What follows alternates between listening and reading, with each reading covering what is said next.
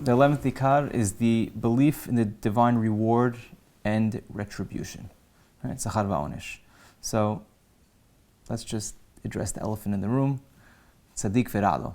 So how does HaRambam understand bad things happening to righteous people? So firstly, remember, tzaddik v'ra'lo is the exception. Right? Sachar va'onesh, the way it's supposed to work, is that man's performance is when he does good, he's credited. When he does bad, he's punished, and that's the rule. But HaRambam is very clear that the true place of Sachar va'onesh is in Olam Haba. So right away we understand that this world may not be the end of the Sachar va'onesh, and that is also brought out by the Midrash, right?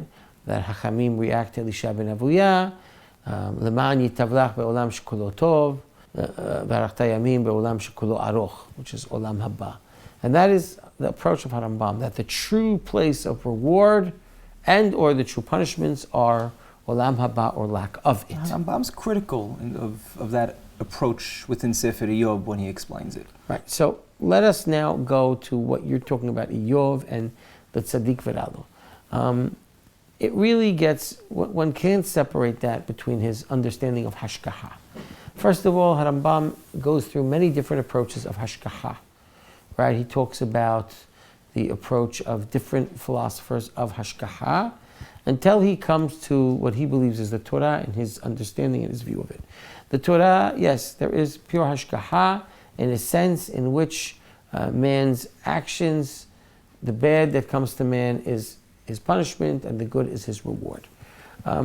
However, pure Hashgacha, the HaRambam, is earned. And those who deviate, right, from the path of Torah are not merited the same level of Hashgacha as those pure tzaddikim and nevi'im, right? And this is something that the Torah says, right? If you go with me, bekeri,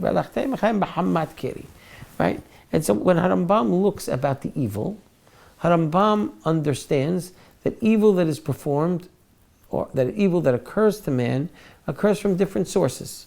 It occurs from natural events. What he talks about was one of the categories of evil, right? Cataclysmic natural events. It talks about man's attack on other man and his evil actions towards other men. And he talks about, and this is by far, in his opinion, the majority of evil that happens to man, is man's evil on himself. Man decides the way he's going to pursue this world, his values in this world. So, for example, man is put in this world to know God, to understand God, to follow through and spend his energy to doing that. Now, man needs to support himself at that same time. Man needs to eat. He has certain necessities. Those necessities are pretty much available in this world with minimal effort. But man desires more than that. He desires material worth. Now, that's not evil, that's not prohibited, but it comes at a cost. It comes at a cost that, and that cost is his own fault. It's not hashgacha. Right. That cost, now man decides he's going to spend a big commodity that he has on that, and that's his time. Time that is spent best coming to know God can now be spent amassing other things. And that comes at a price, and that brings upon man sometimes untold amount of evils, which becomes his own doing to himself. This is what HaRambam writes in the third book of the Moreh Nevuchim. He has the 12th and 13th chapter on Hashgacha, and later chapters 17, 18, and 19 on Tzaddik v'ra'lo. And those are the areas where he discusses this. Again, it's a much more elaborate discussion. I'm oversimplifying it for the purposes of this discussion in this ikad, but those are the general principles. If anyone needs more, he should read it inside and look and see what HaRambam is talking about. But you are saying that bad things happen to good people because they spend their time wrong, because they brought it upon themselves? That's one of the ways that HaRambam describes that. On the topic of hashgacha. Now, by the way, it should understand that Tzaddik v'ra'lo, even HaRambam describes, is one of the deepest questions that even the great Nevi'im, Abraham Avinu himself, all question. And the bottom line is, we're told from the Torah this is something we cannot fully understand. Right? We're told, these are things that are outside of many times of our grasp, that Moshe Rabbeinu himself desired.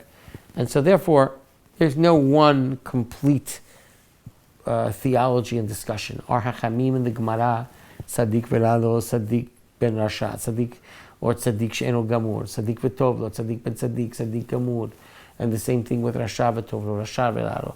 Those are the appearances of randomness in this world, and how we attempt, and man's attempt, to make sense of that randomness. And that's really what the whole Tzaddik V'Ralo question is about. And therefore, a pure, full, complete understanding about this escapes human comprehension in this world. Though the entire concept is rooted in our belief in justice, and seemingly justice that we see, meaning we expect good things to happen to good people, right? We expect that from God. Appropriately so. Right. But that's in this world. That's not in Olam Haba. Correct. We expect the world to make sense and to be a just Why is that place. even an expectation? Meaning, if the ultimate reward is Olam Haba, right? Why can't we just simply Because understand if we believe in the that- hashgacha pratit in this world, we don't want what seems to be an absolute random understanding. In other words, there has to be some relationship to man's actions and man's experiences, and therefore, it's true the rewards in Olam Haba, but what is happening to people in this world, and how do we make sense of that? It is a large discussion. There's not a group, and this is the way HaRambam deals with it. We know that every group of philosophers, Mekubalim included, struggle with this. The idea of the Mekubalim have this situation with Gilgul and understanding potential Gilgulim of different things and different punishments of different measures for previous situations. All of this comes to struggle with this very difficult problem that almost becomes unanswerable. Right, why isn't it sufficient enough to say that, bad things are happening to him because he's going to get a better reward in Olam Haba? HaRambam brought people who said that and rejected that argument to him. He felt that. But there is a source for that. There is a Yisurim Shel Ahava situation. HaRambam does bring that, but he clearly rejects that approach.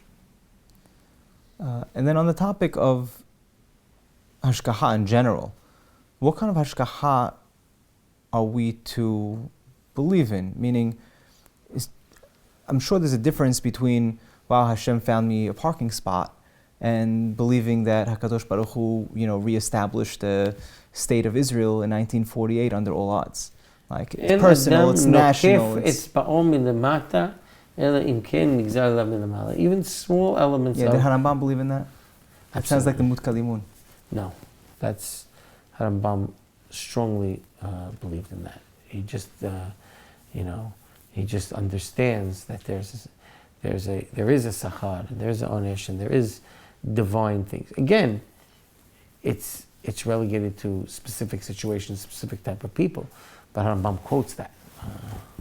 The kalam, the mutakalimun that you referred to, they extend hashgacha in a bizarre manner to the outside of the human world. Remember, Aristotle didn't believe in hashgacha at all. Not in this world, in the higher spheres. The kalam believed in it to the extreme, even to animals. Right? If a cat catches a mouse, that mouse, says HaRambam the kalam, was hayav mita. HaRambam did not extend hashgacha pratit to the animal world, rather hashgacha klalit, to the species and to the survival of those species, and that is his approach there. That's where he distinguishes himself from the mutakalimun. But regards to human beings, en adam nokefetz ba'or milamata, okay? Nigzar alav milamala, HaRambam actually quotes it.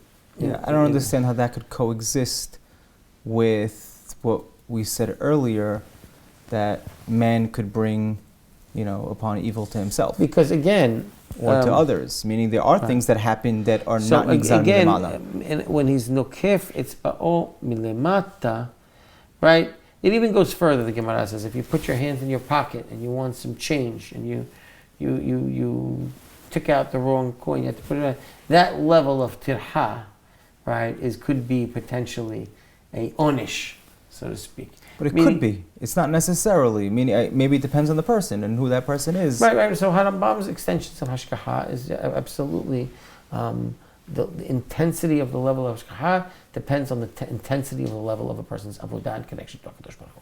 That he says explicitly. Many people disagree with HaRambam on that, but that is his opinion.